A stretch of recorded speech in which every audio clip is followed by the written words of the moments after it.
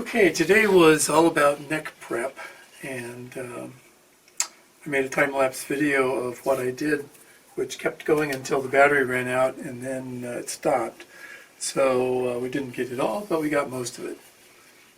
At the beginning of the day, the neck looked like this.